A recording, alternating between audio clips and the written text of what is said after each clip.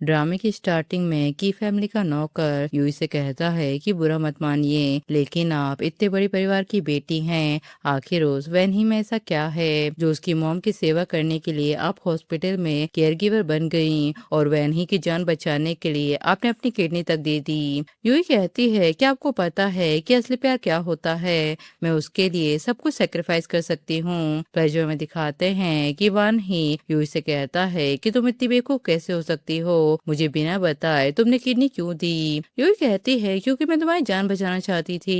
When he कहता है कि मैं प्रॉमिस करता हूँ इस जिंदगी में मैं सिर्फ तुमसे ही शादी करूंगा। सेक्रेटरी कहता है कि इतना सब होने के बाद भी उसे आपकी असली पहचान तक पता नहीं। यूही कहती है कि समय आने दो, मैं खुद उसे सब बता दूंगी। सेक्रेटरी कहता है कि ये लीजिए, ये दुनिया की सबसे बेहतरीन वॉच है, इसकी कीमत पूरे 100 मिलियन से भी ज्यादा है। तभी वहाँ यूई के दोनों भाई भी आ जाते हैं। एक भाई दुनिया का मशहूर डॉक्टर है और दूसरा भाई बड़ा बिजनेसमैन होता है। वो उससे कहते हैं कि इतने बड़े घर की बेटी होकर भी तुम यहाँ क्या कर रही हो, सच सच बताओ, क्या तुम किसी को डेट तो नहीं कर रही हो। तब यूई शर्माते हुए कहती है कि अरे ऐसी कोई बात नहीं है। तब दूसरा भाई कहता है कि रहने दो, हमारी एक ही बहन है, बस वो खुश रहे यही काफी है। तभी वैन ही यूई को कॉल करके बोलता है कि मेरी मॉम हॉस्पिटल में एडमिट है, जल्दी से आ जाओ। तब हॉस्पिटल में वैनही की बचपन की दोस्त शाव भी आती है। वैनही की मॉम उससे कहती है कि अगर तुम मुझे टाइम पर हॉस्पिटल नहीं लाती तो मेरी दिल की बीमारी मेरी जान ले लेती। और वो अपने बेटे से कहती है कि तुम और शाव बचपन से साथ बड़े हुए हो, अगर तुम दोनों साथ हो जाओ तो बिल्कुल परफेक्ट जोड़ी बनोगे। वैनही कहता है पर मेरी पहले से ही एक गर्लफ्रेंड है। उसकी मॉम कहती है कि लेकिन यूई कभी भी हमारे परिवार के स्टेटस के बराबर नहीं हो सकती, तुम दोनों साथ रहकर भी खुश नहीं रह पाओगे। वैन ही कहता है कि चाहे कुछ भी हो जाए मैं और यूई हमेशा साथ रहेंगे। तभी वहाँ यूई भी आ जाती है। वैन ही उसे शाओ से मिलवाता है। तब शाओ उससे हाथ पोंछकर अपने हाथ साफ करने लगती है और कहती है कि तुम जो फ्रूट लाई हो उसमें तो केमिकल भरे हुए हैं, आंटी ये सब नहीं खा सकती। तब वैनी की मॉम भी बोलती है कि फल भी लोगों की तरह ही होते हैं, कुछ आम होते हैं और कुछ खास तरीके से तैयार किए जाते हैं। माहौल अलग हो तो क्वालिटी भी अलग होती है, साधारण चीजों की तुलना खास चीजों से नहीं की जा सकती। तब वैन ही अपनी मॉम से कहता है कि वो मेरी गर्लफ्रेंड है, उससे ऐसी बातें मत कीजिए। यूही कहती है कि चिंता मत कीजिए, मैं और वैन ही मेहनत करके अपनी जिंदगी अच्छी बना लेंगे। उसकी मॉम कहती है कि तुम्हें मौका कभी नहीं मिलेगा, वैन ही कुछ ही दिनों में अब्रॉड पढ़ने जा रहा है, सच को समझो तुम दोनों अलग दुनिया के लोग हो। तब वैन ही कहता है कि लेकिन मैं यूई को लेकर बहुत ही सीरियस हूँ, चाहे कुछ भी हो जाए हम हमेशा साथ रहेंगे। तब उसकी मॉम की तबीयत बिगड़ने लग जाती है। डेनकिन यूई से कुछ कहता है लेकिन वो मना कर देती है। तब वो सोचता है कि लगता है अपनी असली पहचान अभी बताना नहीं चाहती।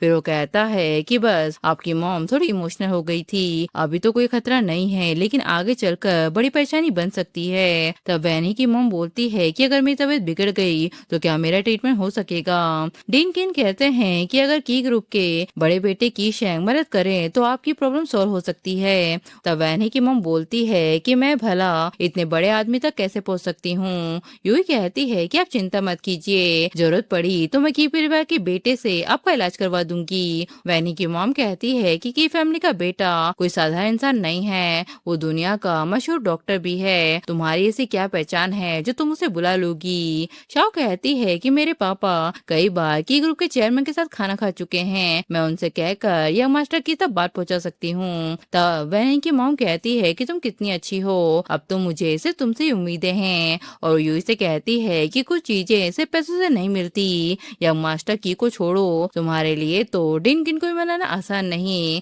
तब डिन कहता है कि मुझे एक जरूरी काम याद आ गया है, अब मैं चलता हूँ। वैनही की मॉम कहती है कि मुझे भी आराम करना है, यूई तुम्हें यहाँ रहने की जरूरत नहीं, तुम जाकर अपना काम करो। तब यूई वहाँ से चली जाती है। वैनी उससे कहता है कि प्लीज बुरा मत मानना, मेरी मॉम ऐसी नहीं है। यूई कहती है कि तुम सच में अब्रॉड जा रहे हो। वैनी कहता है कि मुझे डर था कि तुम नाराज हो जाओगी, इसलिए मैंने तुम्हें बताया नहीं। यूई कहती है कि मैं नाराज क्यों होंगी, मुझे तो खुशी है कि तुम आगे पढ़ने जा रहे हो, मैं इंतजार करूंगी, ये लो मेरी तरफ से विदाई का एक तोहफा समझो। तब वैनी ही उसे किस करके बोलता है कि तुमने मुझे दूसरी जिंदगी दी है, मैं लौट कर तुमसे ही शादी करूंगा। तब वैन ही की मॉम उससे कहती है कि ये घड़ी तुम्हें यूं ही नहीं दी है ना। शाओ कहती है कि अरे ये तो नकली लग रही है, बिल्कुल सड़क किनारे मिलने वाली चीज जैसी है। उसकी मॉम कहती है कि तुम ली फैमिली के बड़े बेटे हो, इसलिए सस्ती घड़ी पहनकर तुम्हें शर्म नहीं आती। वैन ही कहता है कि ये कियू का गिफ्ट है, चाहे ये कैसी भी हो ये मुझे पसंद है। तब उसकी मॉम उससे वो घड़ी ले लेती है और कहती है कि मैं बस चाहती हूँ कि तुम बस पढ़ाई पर ध्यान दो, जब तुम वापस आओगे तो मैं ये घड़ी तुम्हें लौटा दूंगी और वादा करती हूँ कि फिर मैं तुम्हारे और यूई के बीच में कभी नहीं आऊंगी। वैनी कहता है क्या सच में? उसकी मॉम कहती है कि हाँ, पर अब्रोड पहुंचकर तुम्हें शाओ का ध्यान रखना है, अगर हम दोनों फैमिली मिल गए तो हम लोग बहुत ही ऊपर पहुंच जाएंगे। तब वैन ही मुंह बनाकर कहता है कि मैं पैकिंग करने जा रहा हूँ। इसके बाद हमें एयरपोर्ट का सीन दिखाते हैं। वैनी के डैड उससे कहते हैं कि तुम अभी भी उस लड़की का वेट कर रहे हो, तुम समझते क्यों नहीं कि वो लड़की तुम्हारी दुनिया से बिल्कुल अलग है। वैनी कहता है कि आपने मुझसे प्रॉमिस किया था कि आप और मॉम हमारे बीच में नहीं आएंगे। तभी वहाँ यूई भी आ जाती है। वैनी उसे देखकर ही हक कर लेता है और कहता है कि अपना हाथ आगे बढ़ाओ, अब तुम ऑफिशियली मेरी हो, मैं वापस आते ही तुमसे शादी कर लूंगा। उसकी मॉम कहती है कि अब चलो भी, बोर्डिंग का टाइम हो गया है। तब जाते जाते यूई बस इतना सोच रही होती है कि जब वैनी वापस आएगा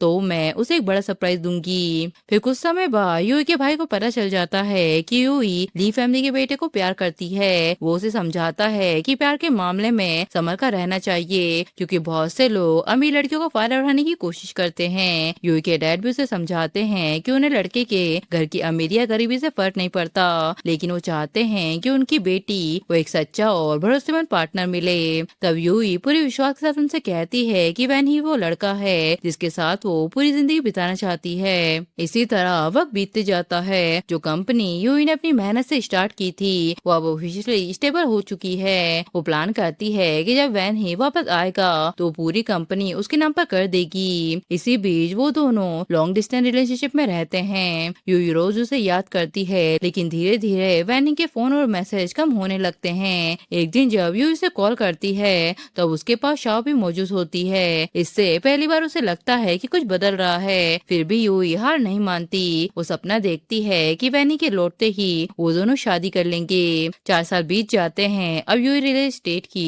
वैल्यू 100 मिलियन से भी ज्यादा हो जाती है। यूई पहले से ही वैनी के लिए जनरल मैनेजर की पोजीशन और कंपनी के शेयर और करोड़ों के प्रोजेक्ट तैयार करवा चुकी होती है। उसके दिल में सिर्फ एक ही ख्वाहिश होती है कि वैनी के लौटते ही उसे सब कुछ देकर सरप्राइज करना। आखिर वो दिन भी आ जाता है। वैनी अब्रॉड से लौट रहा होता है। यूई खुशी से उसका वेलकम करने पहुंचती है, लेकिन वहां पहुंचते ही वैनी की मॉम उससे कहती है कि 4 साल हो गए हैं, तुम अब भी हमारी फैमिली से चिपकी पड़ी हो। यूई शांत रहती है। तभी वहाँ वैनी स्टेज पर जाकर अपनी स्पीच देता है। वो अनाउंस करता है कि शंघाई की top company UE real estate ने उसे जनरल मैनेजर बना दिया है और ली फैमिली को करोड़ों के प्रोजेक्ट भी मिल गए हैं। फिर वैनी कहता है कि एक और शख्स है जिसका वो शुक्रिया अदा करना चाहता है। वो बताता है कि पिछले 4 सालों में उस लड़की ने चुपचाप मेरा साथ दिया और मेरी हेल्प की। ये सुनकर यूं इमोशनल हो जाती है। उसे लगता है कि अब वैन ही सबके सामने उसका नाम लेगा, लेकिन वैन ही रिंग निकालता है और कहता है कि आज वो शंघाई के सबसे अमीर लोगों के सामने उस लड़की को प्रपोज करेगा।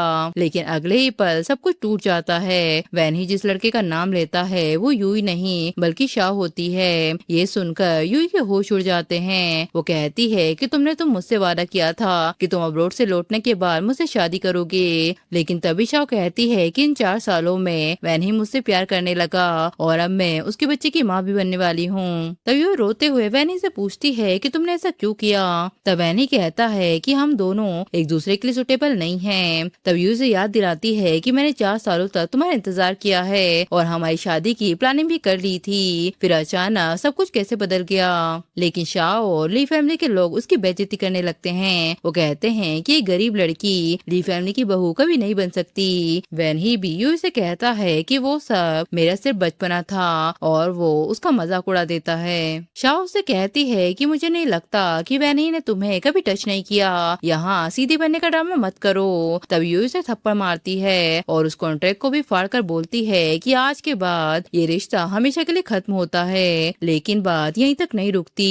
वैनी की मॉम गार्ड से यूई को पकड़ने को बोलती है। तब शाओ उस पर वाइन की बोतल मार देती है। तभी अचानक यूई के दोनों भाई वहाँ पहुँच जाते हैं। सब लोग हैरान रह जाते हैं कि इतने बड़े लोग एक आम सी लड़की के आसपास क्यों घूम रहे हैं। शाओ ली फैमिली को लगता है कि शायद दोनों भाई जरूर उस पर तरस खा रहे हैं, लेकिन यूई अपने भाइयों को रोक देती है और कहती है कि बदला वो खुद लेगी। उसने वैनी के लिए जो कुछ भी किया था सब वो वापस ले लेगी और सबको उनकी गलतियों पर पछताने के लिए मजबूर करेगी। तब उसके भाई तुरंत होटल के मैनेजर को ऑर्डर देते हैं कि आधे घंटे के अंदर ली और लई फैमिली के सब लोगों को होटल से बाहर निकाला जाए। सिर्फ इतना ही नहीं, सारे कॉन्ट्रैक्ट भी कैंसिल कर दिए जाए। अब से उन दोनों फैमिलियों के साथ कोई भी बिजनेस नहीं करेगा। उधर ली और लई फैमिली अपनी एंगेजमेंट पार्टी में खुशियां मना रहे होते हैं। उन्हें लगता है कि यूई ग्रुप के साथ पार्टनरशिप की वजह से उनका फ्यूचर बहुत ही ब्राइट होगा।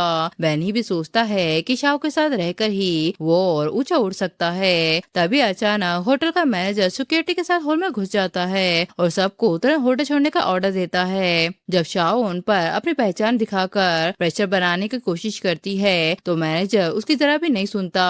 वो साफ कह देता है कि ये नाइट कंसोर्टियम का फैसला है और अगर किसी को प्रॉब्लम है तो सीधा उन्हीं से बात करे। तब होटल से बेइज्जती करवाने के बाद भी लियो लई फैमिली को अपनी औकात का जरा भी एहसास नहीं होता। वैनी कहता है कि शाओ का की फैमिली से बहुत ही गहरा रिश्ता है, अगर वो चाहे तो एक फोन पर सब कुछ ठीक करवा सकती है। लेकिन असल में उसे बिल्कुल भी पता नहीं होता कि जिस इंसान को उन्होंने नीचे दिखाया है वो ही की फैमिली की असली बेटी है। लेकिन असली गेम तो अभी शुरू होने वाला था। अगले दिन वैनी और शाओ बड़े घमंड के साथ यूई रियल एस्टेट पहुंचते हैं। उन्हें लगता है कि कंपनी का चेयरमैन वैनी को जनरल मैनेजर बनाने के लिए बहुत ही बेचैन है। वो मैनेजर से कहते हैं कि चेयरमैन को पर्सनली हमसे मिलने के लिए भेजा जाए। वैनी को इतना घमंड हो जाता है कि वो कहता है कि अगर चेयरमैन ने मेरी शर्तें नहीं मानी तो शायद मैं उनकी जॉब एक्सेप्ट भी ना करूं। तब कंपनी के एम्प्लॉय भी गलतफहमी में आ जाते हैं। तभी अचानक यूई कंपनी में एंट्री करती है। वैनी उसे देखकर कहता है तो तुम मेरा पीछा करते हुए यहाँ तक भी आ गई। तब शाओ उसका मजाक उड़ाते कहती है कि शायद ये नौकरी मांगने आई होगी। वैनी घमंड में कहता है कि अगर तुम मेरे सामने हाथ जोड़कर माफी मांग लो तो शायद मैं तुम्हें कंपनी में छोटी सी जॉब दिलवा सकता हूँ। तब यूई शांत होकर कहती है कि कभी ये भी सोचा है कि इस ग्रुप की चेयरमैन मैं ही हो सकती हूँ। तब सब लोग जोर जोर से हंसने लगते हैं। वैनी और शाओ को लगता है कि यूई सिर्फ अटेंशन पाने के लिए झूठ बोल रही है। प्रोजेक्ट मैनेजर झाओ भी उसकी बात को सीरियस ही नहीं लेता और कहता है कि चेयरमैन कोई गरीब लड़की नहीं हो सकती। यूई कहती है कि मैं तुम्हें 3 मिनट देती हूँ, यहाँ से निकल जाओ। वैनी कहता है कि तुम खुद को समझती क्या हो। तब यूई उसकी उंगली मोड़ देती है जिस पर गार्ड उसे पकड़कर निकालने लगते हैं। लेकिन तभी वहाँ असिस्टेंट लीन आकर यूई को चेयरमैन बोलकर रिप्रेजेंट करती है, जिससे उन सभी का चेहरा उतर जाता है। असिस्टेंट लीन सबको बताती है कि जैसा पहले यूई नहीं खुद यूई रियल एस्टेट की फाउंडेशन रखी थी और आज वही कंपनी इंडस्ट्री की टॉप कंपनियों में से एक है। तब तुरंत मैनेजर झाओ उसे माफी मांगने लगता है लेकिन यूई उसे जॉब से निकाल देती है। लेकिन वैनी अपनी गलती मानने के बजाय उल्टा यूई को ही ब्लेम करने लगता है। वो कहता है कि अगर तुम चेयरमैन थी तो तुमने मुझे पहले क्यों नहीं बताया। शाओ कहती है कि हाँ, अब तुम दोनों दोस्त बन सकते हो और वो उससे डिमांड करते हैं कि यूई ग्रुप के सारे शेयर वो उनकी कंपनी के नाम कर दे। लेकिन यूई साफ कह देती है कि ली फैमिली की आज तक की जो भी तरक्की हुई है उसके पीछे सिर्फ मेरे सपोर्ट था। अगर मैंने पर्दे के पीछे से तुम्हारी हेल्प न की होती तो तुम्हारी फैमिली कभी इतनी आगे नहीं बढ़ पाती। फिर वो एक फाइनल डिसीजन सुना देती है कि आज से यूई ग्रुप और ली फैमिली के बीच सारी पार्टनरशिप खत्म होती है। वैनी यूई से कहता है कि मुझे पता है तुम मुझसे अभी भी प्यार करती हो, मैं तुमको माफ करने के लिए तैयार हूँ, बस इतना ड्रामा मत करो। लेकिन यूई ऑर्डर देती है कि इन दोनों फैमिलीज को ब्लैकलिस्ट में डाल दिया जाए। अब कोई भी कंपनी इनके साथ बिजनेस नहीं करेगी। लेकिन ली फैमिली को पूरा भरोसा होता है कि वैन ही यूई रियल एस्टेट के साथ बड़ा कॉन्ट्रैक्ट साइन करके फैमिली को और भी अमीर बना देगा। तभी सेक्रेटरी कहता है कि हमारी कंपनी बैंकरप्ट होने वाली है। एक के बाद एक सारे पार्टनर अपने ऑपरेशन कैंसिल कर रहे हैं। तब वैनी की मॉम घबरा जाती है और अपनी बेटी से पूछती है कि तुम्हारी यूई रियल एस्टेट के साथ बात कैसी रही। तब वैनी उन्हें बताती बताता है कि यूई ग्रुप के चेयरमैन कोई और नहीं बल्कि यूई है, और सिर्फ इतना ही नहीं, उसने हमारी फैमिली को ब्लैक लिस्ट में भी डाल दिया है। ये सुनते ही उसकी मॉम बेहोश हो जाती है। उधर हॉस्पिटल में यूई का भाई उससे कहता है कि कई साल पहले तुमने वैनही को बचाने के लिए अपनी किडनी डोनेट की थी, उसकी वजह से तुम्हारी हेल्थ बहुत वीक हो चुकी है। अब फाइनली डॉक्टर्स को तुम्हारे लिए परफेक्ट किडनी डोनर मिल गया है। मैं तुमसे प्रॉमिस करता हूँ कि 3 दिन बाद तुम्हारा ऑपरेशन होगा और तुम्हारी हेल्थ फिर से ठीक हो जाएगी।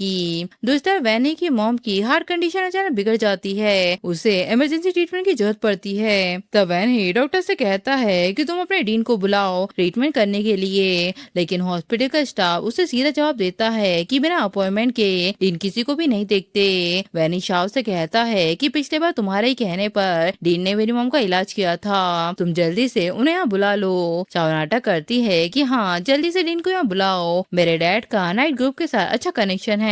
लेकिन डॉक्टर साफ मना कर देता है कि डीन से ट्रीटमेंट के लिए अपॉइंटमेंट लेना पड़ता है। तब एनी कहता है कि ये तुम लोगों का कैसे एटीट्यूड है, हम मदद मांग रहे हैं और तुम लोग ऐसी बातें कर रहे हो। और वो शाव से कहता है कि चलो हम खुद डीन के पास चलते हैं। फिर वो डीन से कहता है कि मेरी मॉम हार्ट अटैक की वजह से हॉस्पिटल में एडमिट है और तुमने उनका ट्रीटमेंट भी नहीं किया, अगर उन्हें कुछ हो गया तो इसकी जिम्मेदारी कौन लेगा। डीन कहता है कि मैं हॉस्पिटल का डायरेक्टर हूँ, हर किसी का पर्सनल ट्रीटमेंट करना मेरी जिम्मेदारी नहीं है। वैनी कहता है कि तुम्हारी हिम्मत कैसी हुई मुझसे इस तरह से बात करने की। फिर शाव से कहता है कि तुमने तो कहा था ना कि तुम्हारी की फैमिली के साथ अच्छा रिलेशन है, अभी के अभी की फैमिली को कॉल लगाओ और इसे बताओ कि हमें नाराज करने का अंजाम क्या होता है। लेकिन शाव की तो बोलती ही बंद हो जाती है। तभी वहाँ यूई का भाई भी आ जाता है। वैनी उससे कहता है कि ये डीन जो आपकी फैमिली के लिए काम करता है, मेरी मॉम हॉस्पिटल में एडमिट है, फिर भी ये उनका पर्सनल ट्रीटमेंट नहीं कर रहा है। इस बात से मैं और शाव बहुत ही नाराज हैं। शाव की तो आपकी फैमिली से बहुत ही अच्छा कनेक्शन है ना, इस हिसाब से तो हम एक फैमिली हुए।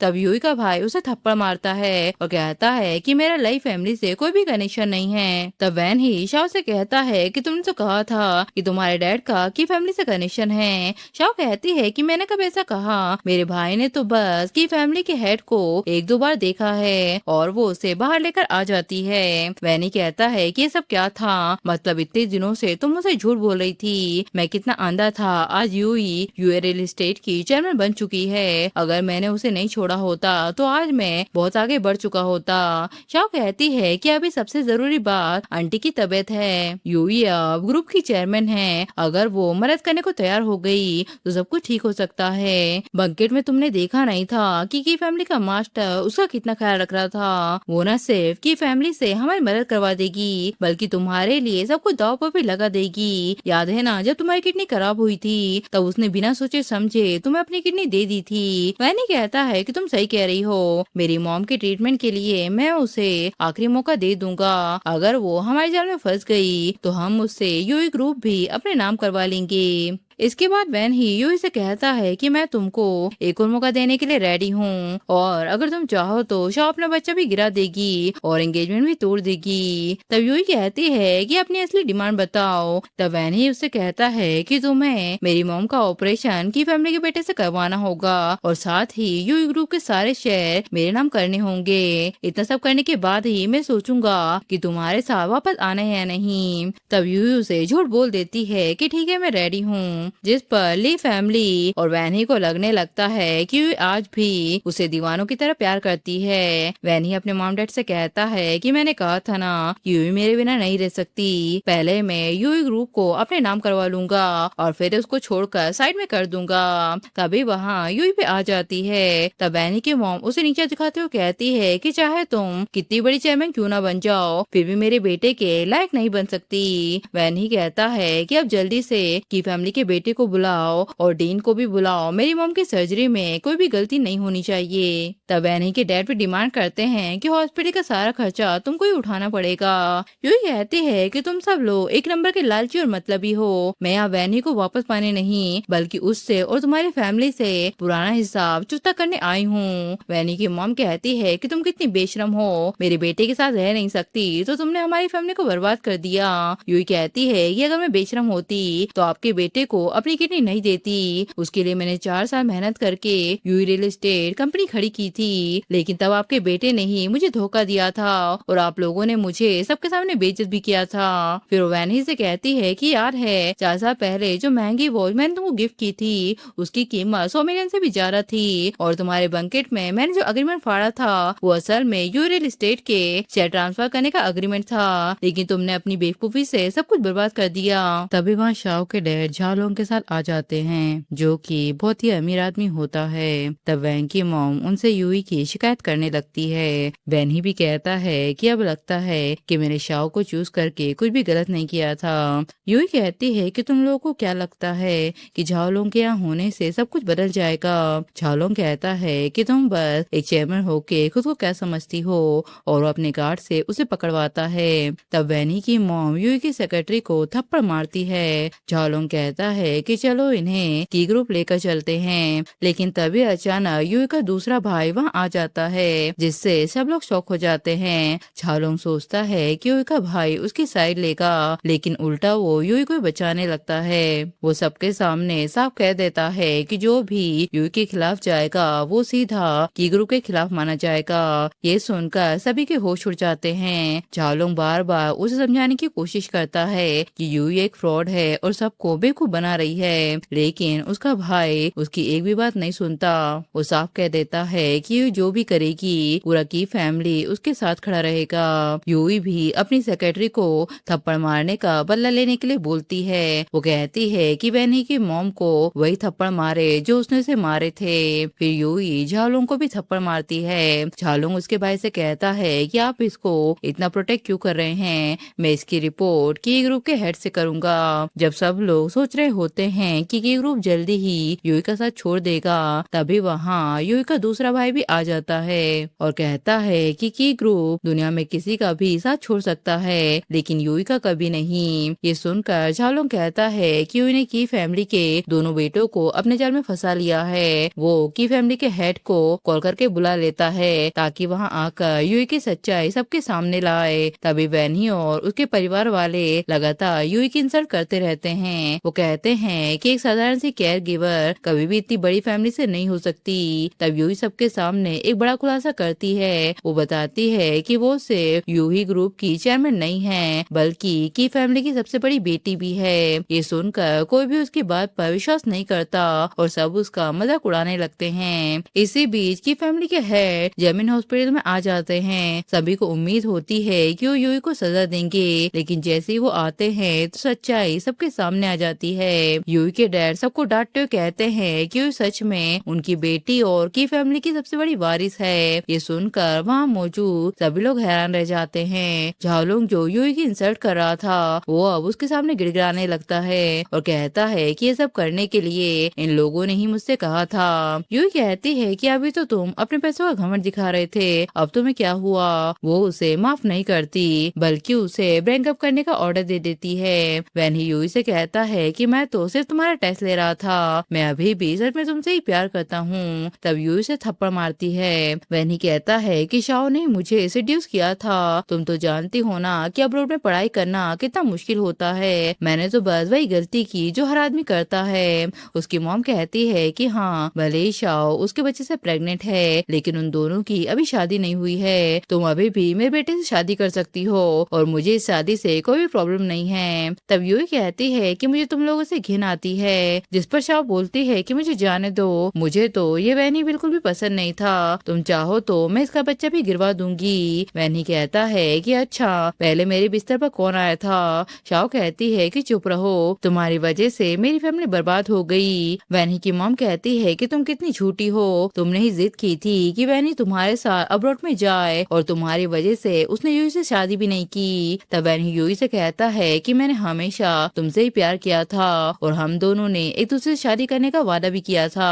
तब यूई गुस्से में कहती है कि एक्टिंग करना बंद करो, तुम दोनों को अब इसकी सजा मिलेगी। वो सिक्योरिटी को ऑर्डर देती है कि दोनों को पुलिस के हवाले कर दिया जाए। जब शाओ देखती है कि अब बचने का कोई रास्ता नहीं बचा तो वो वैनी का असली चेहरा सबके सामने ला देती है। वैनी कहता है कि अब जब मेरे पास कुछ भी नहीं बचा तो तुम ये सब बोल रही हो, भूल गई कि पहले तुम ही मेरे बच्चे की माँ बनी थी। शाओ कहती है कि सुन लो, ये बच्चा तुम्हारा नहीं है बल्कि मेरे अब्रॉड में कई लड़कों के साथ अफेयर थे और वो तुमसे बहुत अच्छे थे। वैनी कहता है कि मैं तुम्हें मार डालूंगा। तब शाओ चाकू निकाल कर कहती है कि मरने लायक तो तुम हो और वो उसे मार देती है। तब वैनी की मॉम रोते हुए उसे संभालने की कोशिश करती है लेकिन अब बहुत देर हो चुकी थी जिससे उसकी मॉम को भी वही हार्ट अटैक आ जाता है। वैनी के डैड ये सब देखकर पागल हो जाते हैं। जिन भी लोगों ने यूई को दर्द दिया था उन सब का बुरा अंजाम शुरू हो चुका था। यूई के डैड खुश होते हैं कि उनकी बेटी ने आखिरकार इंसाफ का साथ दिया। फिर सबका ध्यान यूई की किडनी ट्रांसफर सर्जरी पर जाता है। कुछ ही दिन बाद ऑपरेशन भी सक्सेसफुल हो जाता है। सर्जरी के बाद जब यूई पूरी तरह रिकवर हो जाती है तब उसके डैड ऑफिशियली डिक्लेयर करते हैं कि अब ग्रुप की नई लीडर यूई होगी और पूरे बिजनेस एम्पायर की जिम्मेदारी भी वही संभालेगी। सब लोग जोर जोर से तालियों से उसका स्वागत करते हैं। जिस लड़की को प्यार में कभी धोखा मिला था वही आज एक पावरफुल बिजनेसवुमन बनकर सबके सामने खड़ी हो जाती है। और इसी के साथ ये ड्रामा भी यहीं खत्म हो जाता है।